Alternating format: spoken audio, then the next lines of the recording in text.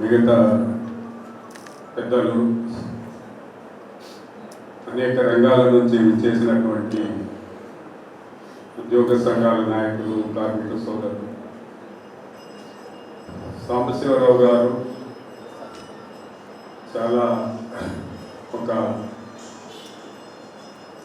నిజాయితీ కలిగిన వ్యక్తి, చక్కటి సంభాషణ, ఆయన ఉపన్యాసాలు ఎంతోమంది ఉత్తేజపరిచేవి.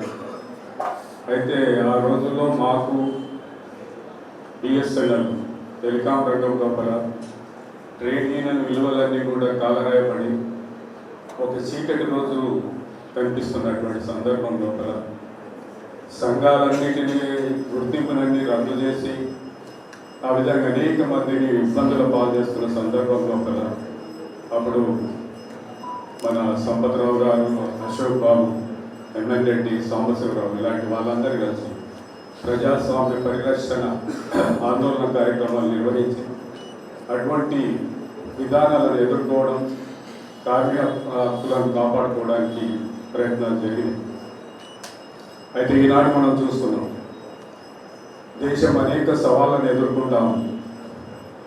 కాబట్టి అటువంటి సందర్భం లోపల సాంబశివరావు లాంటి వ్యక్తి లేకపోవడం అది లోటు. ఎందుకంటే ఈరోజు విద్యార్థులకు విద్య దూరం అవుతూ ఉంది, యువతకు ఉపాధి దూరం అవుతూ ఉంది, స్త్రీల మీద అత్యాచారాలు, అగాత్యాలు జరుగుతూ ఉంది.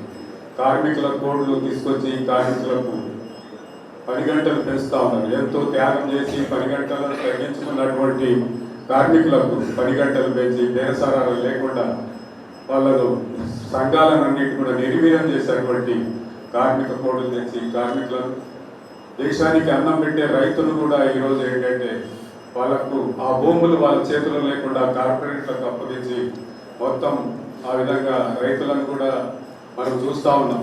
రైతులు, దేశానికి అన్నం పెట్టే రైతులు ఈరోజు ఆత్మహత్యలు చేసుకుంటా ఉన్నారు. మీరు అందరూ చూసి ఉంటారు, బ్యాంకులను లక్షల కోట్ల రూపాయలు ఎగబెట్టిన వాళ్ళు ఎవరు కూడా ఆత్మహత్యలు చేసుకోరు, కార్పొరేట్ సెక్టర్. కానీ రైతే చేసుకుంటా ఉన్నారు. అంటే ప్రభుత్వ విధానాలు ఆ విధంగా ఉన్నాయి. కాబట్టి అటువంటి సందర్భం లోపల ఈరోజు మనం ప్రయాణం చేస్తున్నాం. కాబట్టి తప్పనిసరిగా ఈ చీకటి రోజులను ఎదుర్కోవడానికి, సవాళ్ళను ఎదుర్కోవడానికి సాంబశివరావు లాంటి వ్యక్తి లేకపోవడం చాలా ఒక లోటని తెలియజేస్తూ నాకు ఈ అవకాశం ఇచ్చినందుకు ధన్యవాదాలు. Thank you.